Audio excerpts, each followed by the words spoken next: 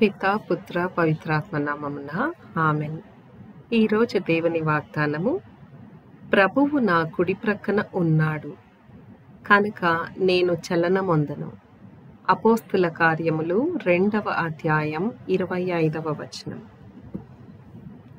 త్రిత్వైక సర్వేశ్వరుడు ఈ మార్చ్ మాసమంతా మనకు చేసిన సకల మేలులకు వారికి వందనములు అర్పించుకుందాం. నీతి గల తండ్రి మీకే స్తోత్రము, జీవము గల తండ్రి మీకే స్తోత్రము, ఆత్మలకు తండ్రి మీకే స్తోత్రము, దేవుని పుత్రుడా మరియ తనయ మీకే స్తోత్రము, మార్గము సత్యము జీవము అయిన యేసు మీకే స్తోత్రము, మా మంచి కాపరి అయిన యేసు మీకే స్తోత్రము, మీ గాయముల ద్వారా స్వస్థతనిచ్చిన యేసు మీకే స్తోత్రము, పవిత్రాత్మదేవ మీకే స్తోత్రము, సత్య స్వరూపియగు ఆత్మ మీకే స్తోత్రము, వివేకము నొసగు ఆత్మ మీకే స్తోత్రము. ఈరోజు దేవుని వాక్యాన్ని చదువుకుందాం. యోహాను సువార్త 4వ అధ్యాయం 43వ వచనం నుండి 54వ వచనం వరకు. 2 దినములైన పిదప యేసు అక్కడి నుండి బయలుదేరి గలిలయకు వెళ్ళెను. ఏలైనా ప్రవక్త తన స్వదేశములో గౌరవింపబడడని యేసే స్వయముగా సాక్ష్యమిచ్చెను. యేసు గలిలయకు వెళ్ళినప్పుడు అచ్చటి ప్రజలు ఆయనను ఆహ్వానించిరి. ఏలయనా పాస్కా పండగ సందర్భమున గలిలయ నివాసులు యెరూషలేమునకు వచ్చినప్పుడు ఆయన చేసిన అద్భుత కార్యములన్నీయూ స్వయముగా చూచిరి. అంతటా ఆయన నీటిని ద్రాక్షారసముగా మార్చిన గలిలయలోని కానాను అనే పల్లెకు మరలా వచ్చెను.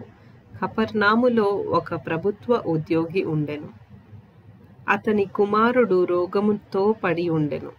యేసు యూదయ నుండి గలిలయకు తిరిగి వచ్చినని విని ఆ ఉద్యోగి ఆయన యొద్దకు వెళ్ళి ప్రాణ సంకటములో పడియున్న తన కుమారునికి ఆయన వచ్చి స్వస్థపరచవలసినదిగా ప్రార్థించెను.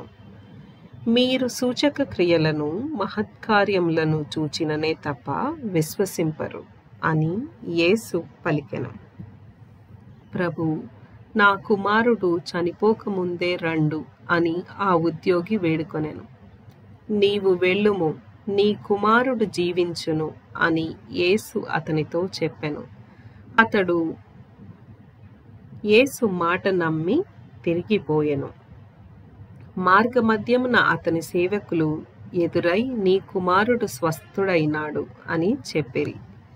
ఏ గంట నుండి బాలునికి ఆరోగ్యము చక్కబడసాగినది అని అతడు సేవకులను అడగగా, నిన్న మధ్యాహ్నము 1 గంటకు జ్వరము విడిచినప్పటి నుండి అని వారు చెప్పిరి. నీ కుమారుడు జీవించును అని యేసు అతనితో చెప్పిన గంట అదేనని అతడు గ్రహించెను. కనుక ఆ ఉద్యోగి అతని కుటుంబము యేసును విశ్వసించిరి. ఇది యేసు యూదయ నుండి గలిలయకు వచ్చి చేసిన 2వ సూచక క్రియ. ఇది క్రీస్తు సువిశేషము. క్రీస్తువా మీకు స్తుతి కలుగును గాక. ఈరోజు వాక్యాన్ని ధ్యానించుకుందాం. 45వ వచనం గమనించినట్లయితే ఇక్కడ గలిలయ నివాసులంతా యేసు ప్రభుని ఆహ్వానిస్తూ ఉన్నారు అని చెప్పి రాయబడి ఉంది. ఆయన వాళ్ళకు ఆల్రెడీ సుపరిచితుడు అయ్యారనమాట.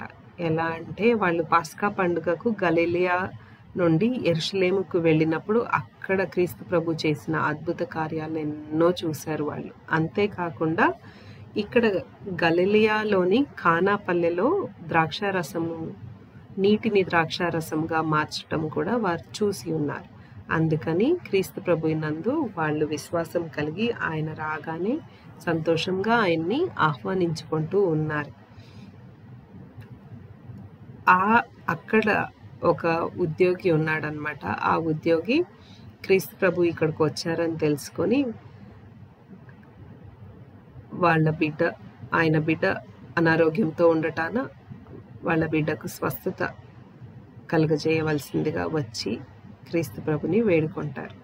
క్రీస్తు ప్రభు అప్పుడేమంటారు, సూచక క్రియలు అద్భుత కార్యాలు చూస్తే తప్పనిచ్చి మీరు విశ్వసింపరా అని చెప్పి 48వ వచనంలో ఆయన అంటూ ఉన్నారు. అయినా కూడా ఆ ఉద్యోగి క్రీస్తు ప్రభు కనికరం కొడుకు 49వ వచనంలో వేడుకుంటున్నాడు, ప్రభు నా కుమారుడు చనిపోకముందే రండయ్యా, ఆయన్ని స్వస్థపరచండయ్యా అని చెప్పి అడుగుతూ ఉన్నాడు. అప్పుడు క్రీస్తు ప్రభు నీ కుమారుడు జీవించును అని చెప్పి చెప్పగానే అది నమ్మి అతను అక్కడి నుండి వెళ్ళిపోతాడు. ఆ తర్వాత కనుక్కుంటే తన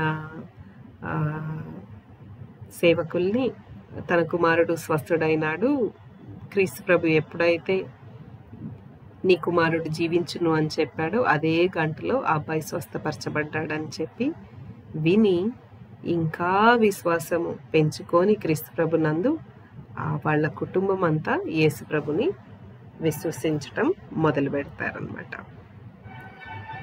ఇది యేసు ప్రభు గలిలయలో చేసిన రెండవ అద్భుత చిహ్నంగా ఇక్కడ సువిశేషంలో చెప్పబడింది. మరి అద్భుతం చేయకముందు కూడా విశ్వాసం కలిగి ఉండాలి. అద్భుతము పొందుకున్నాక ఇంకా ఆ విశ్వాసం ఎక్కువ అవ్వాలి. అదే ఈ సువిశేషంలో విన్నాం కదా. మరి మన విశ్వాసం ఎలా ఉందో మనల్ని మనం పరిశీలించుకుందాం. క్రీస్తు ప్రభునందు మన విశ్వాసాన్ని ప్రకటిద్దాం. యేసువా మీ మరణమును ప్రకటించదము, మీ ఉత్థానమును చాటుదము, మీరు మరలా వచ్చే వరకు వేచి ఉందుము. ప్రార్థించుదము. ఓ క్రీస్తు ప్రభువా, ఈ మార్చి మాసమంతా మీరు మా కుటుంబాల్లో మాకు చేసిన సకల మేలులకు మీకు వందనములు అర్పించుచున్నాం ప్రభువా.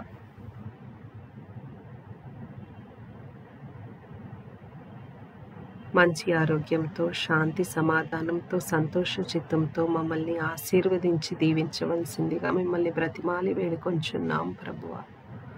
మా పాపములకు మాకు మన్నింపును దయచేయండి ప్రభువా. మా పూర్వీకుల పాపములకు కూడా మాకు మన్నింపును దయచేయండి తండ్రి. మీరు చేసిన సకల మేలులను, మీరు చేసిన అద్భుతాలను తలుచుకొని ప్రభువా, మీ యందు ఇంకా మా విశ్వాసము దృఢమయ్యేలాగా మీ కృపను పొందుకునే భాగ్యాన్ని మాకు, మా కుటుంబాలకు, ప్రతి ఒక్కరికి, మిమ్మల్ని విశ్వసించే ప్రతి ఒక్క బిడ్డకి అనుగ్రహించండి ప్రభువా. మీ కృపయందు, మీ దయయందు మమ్మల్ని భద్రపరచండి దేవా. మా ఈ ప్రార్థనను యేసు అతి శ్రేష్టమైన నామమున అడిగి వేడుకొంచున్నాము తండ్రి. ఆమేన్.